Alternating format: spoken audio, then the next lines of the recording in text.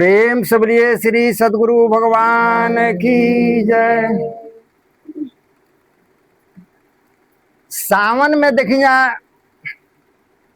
जो शिव जी के हमनी के जल ढारी ले जा उनका पर एक पौराणिक कथा बा। जब समुद्र मंथन होत रहे तो ओकरा में से 14 रत्न निकल रहे और ओकरे में से लक्ष्मी निकल रही, अमृत भी निकल रहे और 20 भी निकल रहे। तो अब 20 जो निकलल तो अब 20 कहाँ रखल जाओ, केकरा के देल जाओ, बड़ा बड़ा विषय विशाल हो गई। तो ये 20 शंकर जी धारण कैलन। तो 20 जब शंकर जी पियलन तो अब तो देखली पार्वती जी की अब तो बड़ा यदि पेट में आई तो पूरे ब्राह्मण डमाडोल हो जाई। तो आ कर करके कंठे में रोक लेली। तो वो नीलकंठ कहल जाला, उनका कंठ नीला हो गई 20 से। तो यही कारण से हमनी के सावन में जो बा शिव जी पर जल ढारी ला जा काहे खातिर आ तो हमनी के 20 जो पियले बा ना वो 20 के ठंडा करे खातिर है ना। तो वो देखा जा 20 का समझ के बाद जब तक से हमनी के अंदर जो विषय बा जौन 20 एकरा से कैसे बचल जाई एकर उपाय जाने के बाद खाली हमनी के जाके शिव जी के लिंग पर पानी डाल देवे से हमनी के कल्याण ना हो जाई। आ देखी जरा सबे समझी जाए चीज के ढारे हुआ तो खूब ढारता जल जाके आ खूब नाचता गावता बजावता कहता कि हम आनंद लेतानी आ दुनिया सुनता समझता वो चीज के। तो कोई कोई ये भी कहता कि आनंद में मग्न बानो है ना, आदमी आनंद में बान।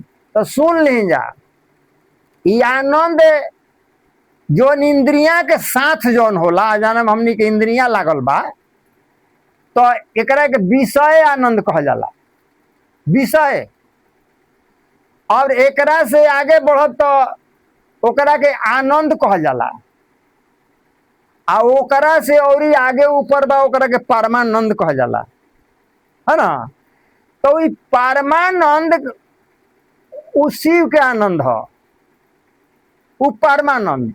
आ ऐसे बता देने सबे के ये 3 गो गुण होला माया के, जने के प्रकृति कहल जाला। तमो गुण सबसे नीचे बा, रजो गुण बीच में बा आ सतो गुण ऊपरे बा। ये 3 गुण के भी जैसे कहल जाला एमे शिव जी ब्रह्मा विष्णु महेश के तो ये तमोगुण कहल जाला, शिव के तमोगुण हमन। लेकिन ये विषय पर ज्यादा हम मन एक व्याख्या ना कर चाहता नहीं कैसे बहुत लंबा हो जाए। तो जो शिव जी के हमनी के भक्ति करतानी जा, पूजा करतानी जा, जल ढारतानी जा, तब रह गई कि हमनी के अंदर जो विषय बा, काम बा, क्रोध बा, लोभ बा, मोह बा इत्यादि बा ना हमनी में। तो यदि पूजा करे से यदि हमनी के समन होता, ठंडा होता वो, तब तो मान ले कि पूजा के फल हमनी के मिलता। आ नहीं वो पूजा कैला से और हमनी के अहंकार बढ़ता तब तो रिएक्शन करता हमनी के वो पूजा है ना। कोई भी पूजा होके देखी जा, कोई भी पूजा होके बुरा नहीं के पूजा, लेकिन बिना गुरु से समझ ले आ अपना मन से कैल जाई तो सब बंधन होला। पूजा बंधन के मतलब कि जीव माया से ना निकली, जीव माया में बंधाई। ई सब पूजा पाठ करे के मतलब बा कि मन परमात्मा में लगे लागे, ईश्वर में लगे लागे, है ना। ईश्वर के मैंने शिव के खोज करे आगे। अभी ना कि केवल हमनी के जल ढार देनी जा, जल ढार के चल नहीं जा तो हमनी के खाली पूजा हो गई। ये पूजा कैसे हो गई? देखो तनी जा कि मार धाका धूकी भइल बा। पूजा जल ढारे खातिर मार धाका धूकी एक पे एक दबा देतन, चढ़ जातन। एजे बेगूसराय में नया कोनो शंकर जी के अशोक धाम नाम के बा, शिव जी के अशोक धाम मंदिर बा।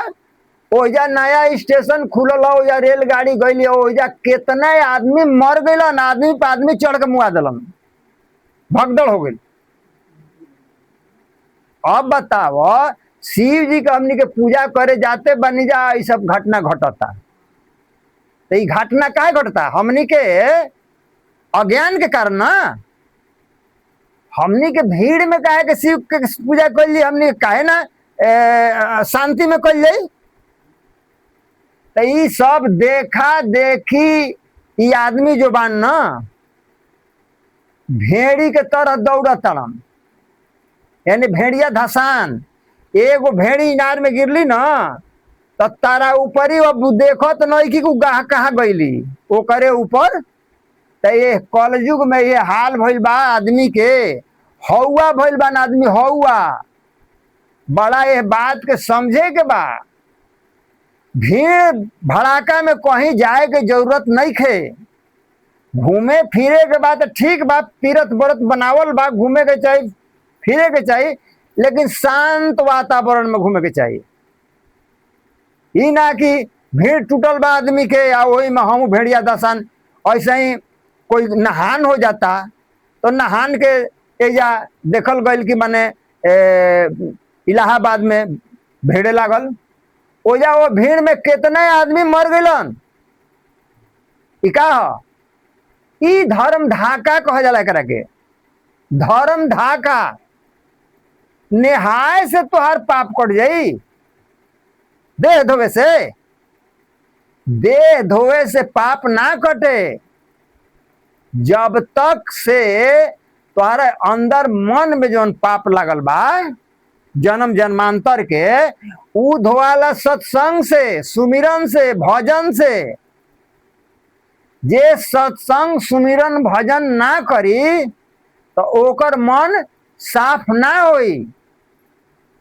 राम जी कहता नहीं न कि निर्मल मन जन सो मोहि पावा, अमोहि कपट छल छिद्र न भावा। जेकर मन निर्मल हो जाला, पवित्र होला, स्वच्छ हो जाला, ऊ कहतन कि हमरा भावला। अब बताई कि जब ए तरह से ऊ कहतन कि मन साफ करे के, मन में ना हमनी के लागल बा कपट, तो मन से ना हमनी के परमात्मा के भक्ति करे के बा कि देह से। तो देह लेके हमनी के दौगता नहीं जा, मन तो वही जे बा माया में। रात दिन तोड़ मोड़ झगड़ा लड़ाई, हिनकर छीना उनकर लूटा, हिनकर मारा, ये ना होता हमनी के माया में। क्या होता? ये होता। ये चीज के हमनी के समझे के बा, जाने के बा। हमनी के अंदर से जब तक ई जो लागल बा मोइल, मोइल धोआई गुरु के शरण में अला पर। जब तक गुरु जी जब तक एक ज्ञान ना दिए, बताइए ना, समझाइए ना, ये पाप के धोइए ना, तो गुरु कहाँ मन? गुरु धोबी शिष का पड़ा, साबुन सिरजनहार। आ सूरत शिला पर धोइए, निकसे रंग अपार। गुरु का है धोबी, शिष का है कपड़ा। सूरत शिला पर धोइए, सूरत का ख्याल याद, कहां से हमनी के आइल बनी जा आ कहां जाए के बा, ये ख्याल रख जाए ना। जीव कहां से आइल बा? ईश्वर से ना। ईश्वर भी जाए के बा ना, तो ईश्वर भी जाए के बा, तो ओजा माया जो बा एजा टेकले बा, माया घेर ले बा हमनी के। ये माया का हो? ये माया ममता हो, अहमता हो, वासना हो। अहमता ममता वासना।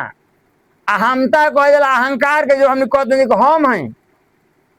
अब ममता जैसे हमने शरीर संबंधी कोनो वस्तु बा ओकरा कहते हैं कि हमार ह। अब वासना माने अभी हई हो जाए, अभी हई भइल बा तो हई हो जाओ, अभी हई बा तो हई हो जाए। अब एकरा के वासना कहल जाला, इच्छा कहल जाला। इच्छा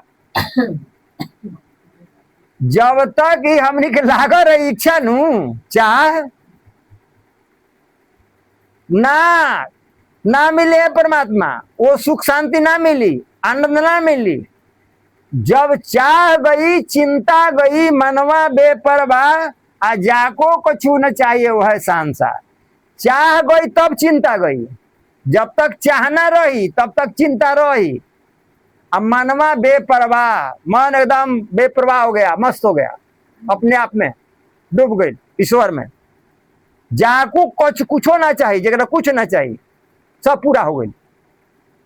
तो हमनी के इच्छा मरण का हमनी के जानी रह जा कि जेकर कहियो मरे के जहाँ दिन हो जहाँ दिन ओकर इच्छा है वही दिन मरी ना। इच्छा मरण का मतलब होला कि चाह जेकर मर गई, जेकर चाह मर जाए ना, चाहना मर जाए ना, तो मुक्त हो गई,